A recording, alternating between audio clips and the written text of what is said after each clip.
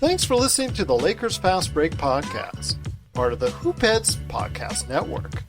Check out all their awesome basketball shows today at hoopheadspod.com.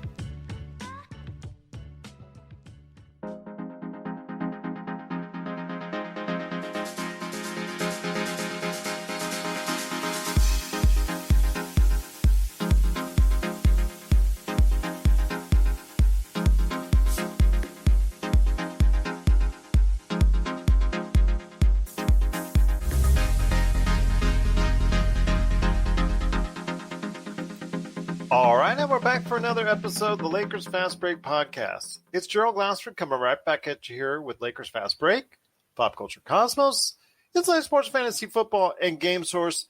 We truly appreciate everyone out there listening to all of our shows, and if you can, please give us a 5-star review on Apple Podcasts. Plus, if you can like, share, subscribe, follow, or do anything that you can to support us right here at the Lakers Fast Break, Lakerholics.com, and the Hoopheads Podcast Network, it is sincerely appreciated. Well, you knew it wasn't going to be 2 games in a row against a team like that, especially with 3 of their 4 players coming back into the lineup, as the Jazz proved why they are a team to be reckoned with coming up in the playoffs. But unfortunately, the Lakers could not make it a back-to-back victory over the Jazz, and they fall in what was a game that was pretty much expected. The Lakers looked listless, flat. The energy wasn't there pretty much all game long. The Jazz went out to a 8-0 lead and never looked back, as they pretty much held off the Lakers. I think the time they were closest was 5 point. There was a 5-point difference. But other than that, they really took care of the Lakers, especially in that third quarter where they pulled away with ease. And they end up winning against the Los Angeles Lakers 111-97. And here today to talk about the game a little bit, but more importantly, this is going to be a big week ahead for not only the Lakers, but also the NBA.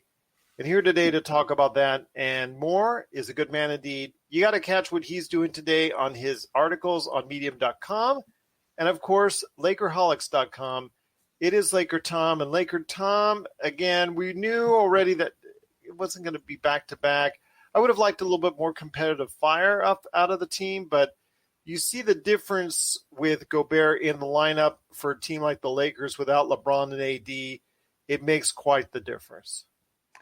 It's a shame because what happens is that Gobert's presence basically eliminates 3 of our best players, because you know that Drummond is not going to be able to score against Gobert underneath. And in fact, he wasn't able to even stop him on defense. Harold becomes impossible to play at that point in time. And Dennis Schroeder's best moves basically are attacking the rim, and he can't do that with a rim protector in there. So it really nullifies the situation with the Lakers. I think when we get to playoffs, we're obviously going to meet the Jazz probably in the second round, at least if the standings stay the same as they are now. And basically, this is one of those teams. You know, Embiid is probably another situation where you just can't play Drummond. He's not going to be able to handle somebody that size defensively. And you just lose so much from the center position. These are the teams that why we really need Marc Gasol to be starting these games and playing well in the playoffs. And I'm hopeful that just like last year, we'll see those situational adjustments that Frank Vogel was so good in doing last, because frankly, the top 2 centers that we have this year, just like the top 2 centers we had last year, are going to be unplayable in a lot of games once we get into playoffs against certain teams. But that's a big handicap to come over. I just said it is a big handicap. You're right, and I understand that. But you know, if the Lakers have a tendency, if they want to, in the playoffs, like they did last year in the playoffs, go 5 out, they can effectively put a wrench in the Jazz plans and get Gobert out of the game. Because you saw it today. Gobert does not like to go ahead and guard above the free throw line. He does not like to venture out there. And the Lakers go 5 out with Markieff Morris or someone else that can shoot the rock at the 5. That might be a difference for the Lakers in their favor, especially if AD's hitting the 3. They're going to have to do that. You know, yeah. I mean, it's a difficult situation because they have players who, while you can say that Gobert is a handicap in certain situations when teams have the ability to go 5 out and play small against them, it's only a one-sided affair. In this particular case, we have 2 players at center in Drummond and in Harrell that basically get negated on both sides of the ball against the rim protector. They can't score, which takes away their game, and neither one of them is really an elite protector or elite defensive players. So the big question for the Lakers is going to be how much center is Anthony Davis willing to play? And I'm sure he'll be able to play a lot like he did this past playoffs. Or will we see, I'm not so sure because first off, the Lakers haven't played him this year. It wasn't like last year where he played 25% of the time, even though we had Howard and McGee. This year, he's played less than 5% of the time at center, in addition to missing 34 games. And so when you combine those things and you look at the whole situation and the fact that we're overloaded with centers, because you know that they want to play Drummond, but he just becomes a negative factor against certain teams in certain lineups.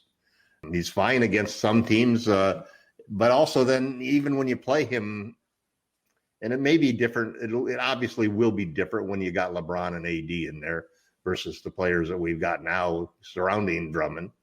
But at the same time, he clogs up the middle, and it seems that they've made such a commitment. They've basically promised him a starting position in order to get him to sign with the Lakers. And at least for the regular season, Frank, as usual, as Jamie says very well, he's not going to change his modus operandi. Hopefully he'll be able to do that in the playoffs. But this was a disappointing game all the way around. The Lakers didn't come out with a whole lot of fire. They shot very well from 3 to start the game.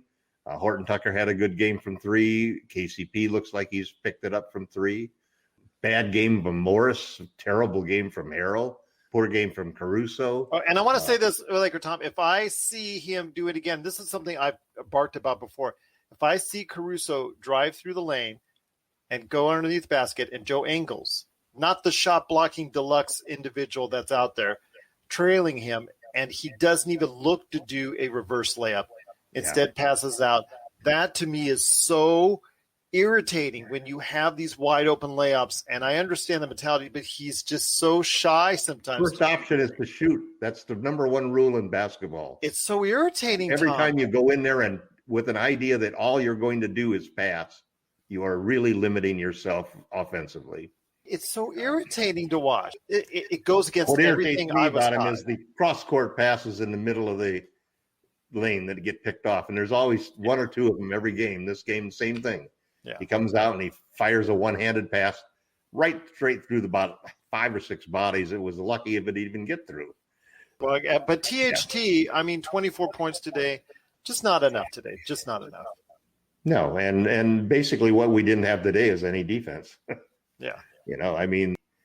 We actually had a lead in 3-point shooting for most of the game until they started hitting them late. But, you just can't leave Joe Ingles standing there out at the 3-point line. Agreed. They have too many shooters and they play the ultimate drive and dish game. Everything is just drive and dish, over and over and over. Let's mix in a few pick and rolls right in the middle. And they got 3 shooters on the outside every time they run those pick and rolls. And Drummond is not a good pick and roll defender. And he's not a finisher. He missed 2 lobs that were perfect lobs that he should have just dunked both balls. But, and I give Dre credit for playing within the confines of what the coaches want him to do and what he has to do to be a effective player on the Lakers. And, hopefully that will become much better with LeBron and AD, but I still worry about the matchups like the matchup tonight where he becomes almost impotent inside to really be effective and score 3 for 12 from the field. And Harrell was 1 for 4 from the field. And you can attribute that almost 100% to Rudy Gobert's defense and how he changes the game. They couldn't outscore Gobert. Gobert outscored the 2 of them together. So it's just one of those situations where, we can't seem to. The bad news is we can't seem to win 2 in a row. The good news is at least we haven't been losing 2 in a row. So this is like the 10th game in a row. I think that we've alternated win, lose, win, lose, win, lose, win, lose. And listen, where we should end this podcast is actually the good news that Frank Vogel says there's a good chance that Anthony Davis will play Thursday. And I don't care whether it's on a minutes restriction or whatever. It's exactly what we really need to get this team back. I'm sure he's going to be rusty. I'm sure he's going to be on a minutes restriction. But that's I think, the best news that we've had today, when looking at the whole situation. I had hoped that we might be able to steal a win. The times I've watched the Jazz play numerous times this year, and I've seen them lose a couple of games. And the games that they lost were games when, live and die by the three. And all of a sudden, nobody could make threes. And every team runs through a stretch like that, and especially when you're as dependent upon the three-point shot as the Jazz are. But tonight wasn't that night, unfortunately. They didn't have the guy who killed us the other day. They still got a horde of shooters, man. As Mark pointed out, they have not only the best offensive attack in making threes, but they also allow the least number of threes of opponent threes than anybody else in the league. That's a pretty good combination. It only amounted to 9 points tonight, but they beat us inside. We got out rebounded. We got outscored in points in the paint. We got out assist. The one thing we did do is we took care of the ball pretty good. We had only 10 turnovers, which for the Lakers is exceptional ball control. But tough loss. We're now only a 1-game lead from staying out of the play-in tournament. And Anthony Davis is coming back hopefully Thursday. If not Thursday, maybe Saturday. So I'm keeping my hopes up that AD coming back will be an inspiration for us. I think he's done a terrific job of staying engaged, staying with the team, being involved in the discussions of the games, talking to other players, encouraging people, running around with his little iPad, pointing out things and doing his bit of coaching and so forth. So it's good to see that camaraderie on the bench. It was also not good to see the bench tonight was pretty listless. There wasn't many things that they could celebrate, not many great plays they could celebrate. So a tough loss. The Thursday and Saturday games are going to be really important. They get some time off. They get a practice in probably tomorrow or Wednesday. So that'll be a good opportunity and hopefully AD will be ready to go when we head to Dallas on Thursday.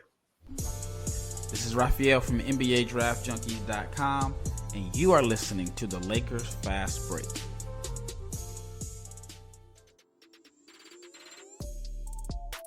Hey, hoopheads, we all hate ankle sprains, and they happen way too often.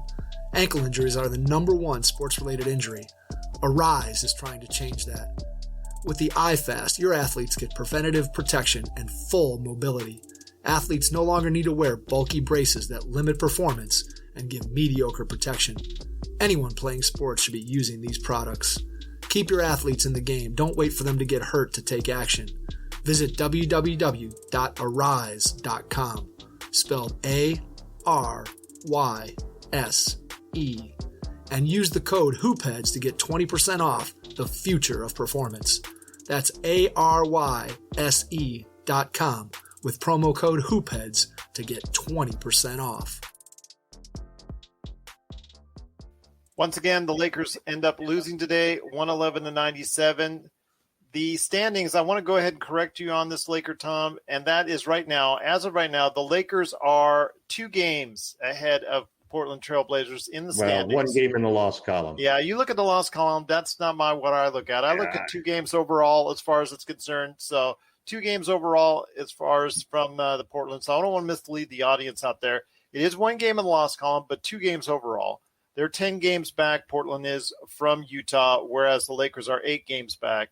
And then Dallas, which is in the play-in tournament right now, if it ended today, in 7th place, they're 4 games behind the Lakers, 12 games behind Utah. So right now they still got a little bit of breathing room. But if that's the case, if the Lakers lose 2 and the Mavericks win 2, that changes a lot. And that's something the Lakers have to focus on.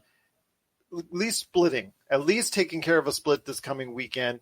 I know with AD coming back on Thursday, there is going to be a minutes restriction. I've heard the most likely rumor scenario is 15 to 20 minutes. Probably That's the most we can expect right now. So anything we get from that is greatly appreciated. But I think 15 to 20 minutes for starters is going to be okay. And that's what we're going to see from LeBron when he comes back. So I'm going to ask you this. How important is this series coming up in Dallas starting on Thursday? Because, again, the Lakers, it is 4 games in the standings right now. But when you win 2 against the same team and you lose 2 against the same team, that makes a whole lot of difference. Yeah, no, it's always a double counting game. You basically got a win for you and a loss for the other team. I think the games are critical, and I think that's one of the reasons why I really do expect AD to play on Thursday. This is not a game that if he's ready to play, you hear that excuse all the time from the coaches. If this were the playoffs, so-and-so would be playing. Well, as far as the Lakers are concerned, this is the playoffs. This is getting ready for the playoffs. This is a critical game. They can't, like you said, Gerald, they can't lose 2. They have to at least get a split. And I think there's a good opportunity, especially as erratic as the Mavs have been playing, the fact that they really don't have a defensive force inside. Porzingis will block a shot here and there, but he's not Rudy Gobert, or Miles Turner. So the Lakers should be able to see fairly good production from Drummond. They should be able to see their normal production from Harrell, and Schroeder should be able to get to the rim. And those are big differences for the Lakers right now without AD. It'll be interesting to see also watching AD play with Drummond and see whether or not how that works out. Going to clog up the lane a little bit with him. Maybe Gasol will be available to play too, because there are going to be times when if you've got Porzingis is going to be playing outside. So that's not really where you want to have Drummond doing.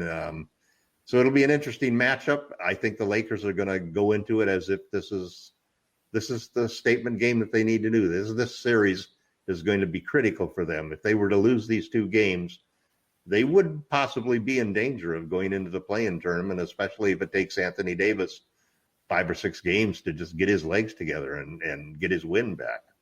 So these are going to be critical games. Thursday night's going to be very important. And we'll be here Thursday night after the game to cover it for you right here at the Lakers Fast Break. But before we head on out and before we talk about what great articles that you're doing at Lakerholics.com, one more important keynote, because there is a trial going on. And as we speak right now, the trial has headed to the jury, and they're actually sequestered overnight because they did not come to a decision in the Derek Chauvin trial in the Twin Cities area in Minnesota. So I want to hear your thoughts that the league is on standby in regards to whatever decision that's made, in regards to possible cancellations and suspensions of any games going forward if there's a decision made, because if it does not go the way that it, I believe it should, in that there should be a conviction because of the wrongdoing that was done, which is my own personal opinion. And I know, LakerTom, you've already expressed that as well, that if it does go awry and we see a lot of backlash from it, that could lead to a suspension for several days for all these games. I'm hoping and praying that the jury will make the right decision, will listen to what the judge says about what the 3 charges are against them and what the rule of law is related to those things. I think there's a possibility that we could see some justice, long overdue justice, for the killing of a black man by the police. And I think that I hope and pray that that's what we're going to see. I mean, we've seen some amazing things. We've seen the chief of police of Minneapolis and police officers from the city of Minneapolis testify against. Actually come out and actually support the fact that this was not something that they would have condoned, or that the deadly force was actually used. Yeah. So there's a great opportunity here. It's not just Derek Chauvin who's on trial. America's on trial, and the whole world is watching. Yep. And so I'm hopeful that there'll be peaceful ceremonies, peaceful protests, people happy and gleeful at the result that came out, not that somebody was convicted of a crime, but the justice was done for George Floyd. If it comes out differently, which is entirely possible when you have 12 jurors. All it takes is one just to really interpret everything differently. If it comes out differently, boy, I feel sorry for the whole country. There's a big weight on those 12 jurors to see what they come up with and how they resolve this case. My wife was asking me when I thought, I think it's going to be a short jury deliberation. I think it's going to come out with a verdict tomorrow or Wednesday. And the verdict is going to be at least one of those charges, if not 2 or 3 of them, guilty. And then I think we're going to see, hopefully, that be a trigger to maybe seeing a change in how justice is administered in America for minorities. I hope so, my friend. I hope so. I mean, we need to start healing as a country, as a nation, and start going on a better path. But we've said this now for a year, seemingly. So I'm hoping that we'll finally go ahead, wake up and listen. And if not this case, I don't see how. I mean, you cannot have a more clear-cut situation where everybody has seen the tape. Everybody's seen the 9 minutes. You would think, but then again, we've seen otherwise, other examples about how justice has not prevailed and the right way of going about things has not worked out. So yeah, well, listen, the police have done a great job testifying, and there hasn't been any blue wall that's been put up against that. The prosecutors have done a terrific job. There wasn't anything done there. I thought the jury selection has a fair, this is a city that has 17% minorities and 50% of the jurors, if you don't count the 3 alternates, are black or brown. So there's a good opportunity here for justice to prevail and for this to be an example for the rest of the country and all of the various other things that are happening, because things are out of control. And I wouldn't be surprised if the verdict doesn't come out well, that certain players in the NBA may not even want to play, protest, and I could not say that wasn't. You can't disagree with them. Their right to be able to do that, because if this is not a clear-cut slam dunk prosecution of somebody doing something far wrong, that is murder. It's murder in some respect. And if it doesn't turn out to be if the case doesn't win, if the prosecutors don't win this case, I mean, there's no case that they could win. It comes down to that. So keep your fingers crossed, make your prayers and hopes, and America's on trial. And let's hope that those 12 jurors will make us proud. Let's hope so indeed. We're signaling the ref for a quick timeout, but we'll be back with more of the Lakers Fast Break podcast. Check out what's been going on with the Pop Culture Cosmos Show and the PCC Multiverse. The better that these Marvel films do, the higher the standards are going to be for not just other films in general, but other Marvel films also. I think it's really hard to end a show with this many fans in a satisfying way. That's the Pop Culture Cosmos Show. And the PCC Multiverse. Playing worldwide on radio 7 days a week and wherever you get your podcasts. But once again, it is Laker Tom. You can catch him at LakerTom on Twitter. You can also catch his great articles every time out at medium.com and Lakerholics.com. But before we head on out, my friend, I wanted to go ahead and give you the platform, provided everything goes well and goes as you and I both hope, and that justice will be served and we can continue the games in the NBA and that the schedule does go as planned. What are you looking to go ahead and write about this week at Lakerholics.com? Well, I've started looking at the minutes, basically, that everybody played in the playoffs last year on the Lakers, and the minutes that they played this year, and trying to figure out how is Frank Vogel going to handle the minutes, because we're playing 11 guys almost 20 minutes. Now, some of that is because players have been out with injuries and COVID situation as well as other things. But it still comes down to the simple fact that last year we played 9 guys in the playoffs, and really around 8.5 when you add it up. And most championship teams generally like to play 8 or 9 players. We're playing 11 right now. So there's a big question of who's going to sit, because some guys are going to sit. Obviously, they're going to start Drummond, so you can say, you can look at You can look at Schroeder, KCP, LeBron, AD, and Drummond as being 5 guys who are going to get time. And then for sure, you're going to see, obviously, Caruso, Morris, THT, and get their minutes. The big questions are, guys obviously that are on the borderline is what happens with Harrell. There are a lot of situations in the playoffs where Harrell is going to get minutes reduced just like McGee and Howard did last year. And is Gasol going to get minutes? I am to think that Gasol and Drummond are going to split the minutes. And Harrell will be the guy left out just because there are going to be too many teams that we need to spread the floor.